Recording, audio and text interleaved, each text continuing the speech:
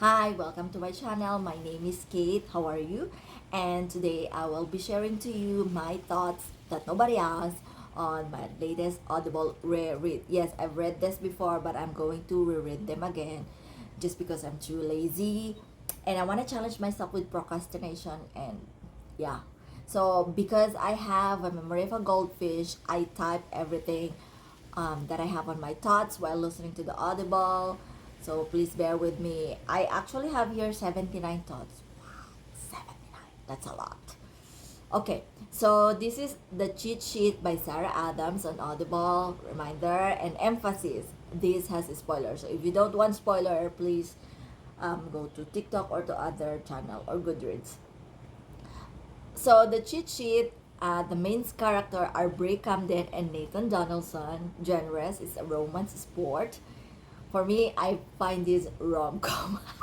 I know nothing about those things, but I make my own genre. It's a rom-com sport of football. So it was published August 17, 2021. It's Friends to Lovers and Fake Dating. My favorite. No, yeah, one of my favorite trope, fake dating, because I'm so faked.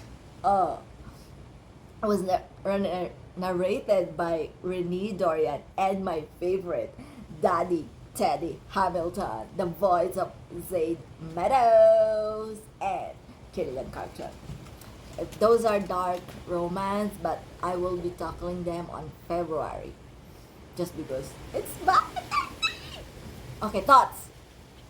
Got this from random research on Audible and TikTok. So I've run out of credits on Audible and I purchased and I felt overwhelmed with 3 credits because I'm so used to 1 credit per month. Yes, I have the $15 plan. And I was like, let me go to TikTok. And I found this TikTok. It was so wholesome. I remember that the TikTok was about the guys making a plan to fall in love with her. I was like, oh, that's so romantic and cheesy. Let me go ahead and download that. So I found this book. I love the voices of the character, especially Teddy Hamilton. I'm a big fan of him. I swoon every time I hear Nathan's voice. Oh my god, you have no idea how much I love Teddy Hamilton. Next, Dylan is a man but sounds like a man at chapter 17. So Dylan is like the makeup artist of Bree, but he sounded like a man on Bree's POV.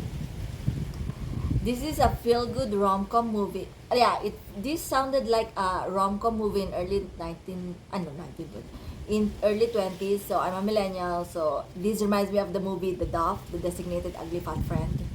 If you haven't watched it, please watch it. Netflix is a real feel-good rom-com. I love how he secretly does things for her, like renting the ballet studio and giving $100 to the neighbor, Dorothy. I love how he fell for her first, but there was a twist. There was a plot twist. I love the plot twist. Oh my god. Calm yourself. No, I cannot calm myself. I'm a Filipino. I love he has been saving himself for her since high school. I love how they fell for each other since high school. I love how this Audible is a perfect French kiss with French kiss, chef kiss. Oh my god, this is so embarrassing. Yeah, I'm embarrassing myself right now. But who cares? I'm having fun. Life is short. Blah blah blah blah. So basically, it's a chef kiss that there's less drama, less drug. Everything is so perfect. That's the dog. Please excuse. I love how they're fake dating, but it looks real. That's part of the plot that you need to read. I love the makeup artist, which is Dylan. Reminds me of Charlie's Angel. I love how Bree was so generous and kind to students, especially to Hannah. You have to read the book to understand that. I love their first sports event date together. Oh my god. It's so funny when she labels them as brothers and sisters. So this is friends to lovers. So they are both in denial, miscommunication, many plot twists, many character development, and so on and so forth. That's a lot of spoilers, but I'm not gonna discuss or go deeper about it. I love how he never judged her and the untidiness of her room. So they are also opposite. So the guy is very OCD and the girl was just book. Laundry everywhere. I love her cherry slushy drinks that he buys for her. So basically when he said, I'm craving for cherry slushy. No, Bree doesn't speak like that, but I'm too happy. And I really love this book. That's why I'm making a review. Um, so he buys for her. Surprisingly. I love how he carried her on her shoulder and Miss Dorothea ignored Bree and just spoke to Nathan because Daddy Nathan is very dashing football quarterback. So imagine the pecs, the biceps and all. I love Nathan, especially how he secretly helps others. I swoon when he keeps small things for her. Remember this. Whenever the guy does small things, it's every little things that he do, it's chef kiss. But you already know that. I swoon whenever Nathan selects her over his girls. So Nathan prioritizes Bree over random hookups and one night stand and short flings and all that. Yada yada yada. I swoon when he told his teammates that he is going out of friend zone, and then his teammates led by Jamal, Price, and Derek making like a plan, and this is why I was encouraged by TikTok, making a plan to get him out of friend zone and to make him fall in love. No, to make her fall in love with him while they're doing the fake date, even 4 weeks, and they've been friends since they were 17 and right now they are 27 years old. So I swoon when she has a room in his place but she refused to call it her room but calls it guest room. So Nathan has a penthouse and Bree always goes there because Bree's apartment is awful. Like the setting is in LA where everything is expensive and everything cheap is awful. Like the smell of dead human. Yeah, her room really smell like a dead human, but she keeps in denying it. Nathan is such a gentleman and I'm swooning. And then one of my favorite quotes is when Nathan said, not anyone I want. Oh my god, I feel like my heart. I'm not gonna tell that scenario, but you have to listen to it. If it's not with her, I don't want it. Dave, can you imagine a guy telling you that? Oh. I love how he take care of her when she's drunk. Yeah, it's the beginning of the plot twist, the fantasy, the reality, and everything else. I love both their mentor, especially Nathan. Keep moving. It reminds me of Dory. Keep fishing. No, keep fishing. Keep swimming. I died when the article came out. I was cackling, I was hollering, I don't know if I'm pronouncing it right. I was like over the moon. It's on chapter 9. I'm not telling you to jump. I'm not telling you to jump on chapter 9, but I died when she said, I wish I have a pen to make every girl disappear except me. These books make me want to buy a yellow scrunchie. Part of the plot twist. I love how she found out that he is celibate. And then he said, I am celibate for the game. But there's a plot twist. There's a plot twist. There's a plot twist. I love the drunken bathroom drama which started everything. When Nathan had a mental breakdown in the laundry, it's so shocking. Like, it made me maybe this is just like, a typical novel book, but it also made me realize how sometimes we fans of the athletes see them so trivial, but they, oh my god, my and the uncross. But they also have their own issue, and listening to Nathan having a mental breakdown, gasping for air in the laundry area, in the dark place, is amazing. So going back, I received a call. I don't know why they are calling me. So continuing, It's sad that Nathan has a mental issue. Now we go to the funny part. Funny, funny, funny, funny. Ha ha ha. Funny, not ha ha ha. No, no, no, I'm just kidding. Funny, like hilarious. Like I caught myself smiling and cackling so loud. It's embarrassing. When they had the morning run and Bree injured her knee and she said, I don't want you to see me cry. Sorry. When his teammate drew boobies on the whiteboard, yeah. When none of the noisy teammates uh, plan actually worked, like Jamal's plan, all of his plan, proposed plan to make Bree fall in love with Nathan, everything failed. You know, the quiet, it's always the quiet one. Oh wow, it's so windy. Welcome to Costa Rica. Good morning. It's always like the quiet one who always do the check this. When the news of his ex Kelsey came out and she spoke about his dingling. Yeah, I cannot say it here because YouTube might do something on my video.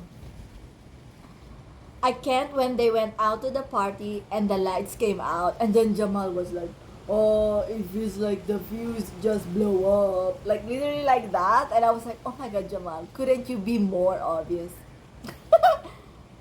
It's so funny at chapter 10. Chapter 10? Like he caught her checking him on the mirror while she was pretending not to be in love with her best friend. The simple thing that Nathan do, like touching the top of her legs on their back, like the simple thing. Ow! Oh, that's dumb. Chapter 12 is everything. I always swoon every time Nathan does one of the romance cheat sheet while they are fake dating. Okay, so those are tourist plane. Bienvenida, Costa Rica. I love Dylan. How many times do I have to say I love Dylan? 3 times. It's the little detail that Nathan made. I love Bree's older sister Lily. She is an angel in disguise. She made a lot of plot twists. When he visited her at work, yes. Also, I love how Bree always buy trinkets that remind her of people. For example, she gave bracelet to her sister, to Nathan, and to Nathan's other friend, which is Jamal. Jamal is so fun. I love him. I love the flowers. Like remember how earlier I told you that her apartment smells like a dead human, but she keeps saying it's a raccoon. So he bought her bouquets. Case. I don't know what's the plural of bouquet, okay? But bouquet is already plural. But I want to emphasize him filling her room, not with her favorite flower because she don't know what's her favorite flower, but with her favorite color of flower, which is I'm not gonna tell you. And when the famous quote between them is, "Are you still with me?" When she challenged him to be naked in front of her because Nathan accidentally saw her 360 view of being naked. Yeah, yeah. I'm crying, and this is when he fixed his sandal. Like, actually, this is one of my favorite scenes. She was panicking, and she used her sandal like crisscross, and Nathan didn't say a word. He just went down on his knees, fixed it, and hold her ankle. Yup. I love, and one of my favorite is the hallway scene. I think this is, as a spice lover, SMUT lover, this is the best that we can get on this book, the hallway scene. Yeah. And then when they went out for a jog, there was a paparazzi because obviously he's a famous football player. And he said that was before it was all fake. Mm. And then Nathan said, "Your soul is my favorite thing in this world." I love how Bree feels like my emotion word like this. But, you know, if I love when Bree took care of Nathan because she herself, part of the plot twist, had a depression and trauma, so she's so used to it. The shoebox! If you watch The Notebook, the shoebox would be a reminder. Favorite quote: I'm so devastatingly in love with you since high school. I've been dying for you to love me back. I love you with everything that I am. His confession of chapter 28 is everything. God! The breath spray? Wow. I will cherish you until my last breath. Chapter 32. Dislikes. The part that I don't like and not my favorite on the book by Sarah Adams. The plot twist of the championship. Nathan's parents. When Nathan broke up, yeah, I cannot get over that Nathan broke up because he has this persona of a strong, empowered, famous athlete man. He's a quarterback of football. Their awkward quiz. I don't know what happened. Like, he was having a panic attack. The first quiz was so awkward. Story rating number 4. Spice. Nada. Nada. Zero. Zero. There's no spice. Which is why this is only 4. But again, this is an rom-com, feel good, audible. So I highly recommend it. And I enjoyed it. I actually surprised myself for laughing, cackling. I can't believe it. But it was very, very nice. Not only because I'm obsessed with Teddy Hamilton's voice, but also I was surprised by the plot twist, the character development, although it didn't end like how I wanted to on the NFL championship. But, you know. So please read the cheat sheet by Sarah Adams. Yeah, the wind is getting strong. I have to end this video. Please like, subscribe, and thank you very much for your time. Good morning. Pura vida. Adios.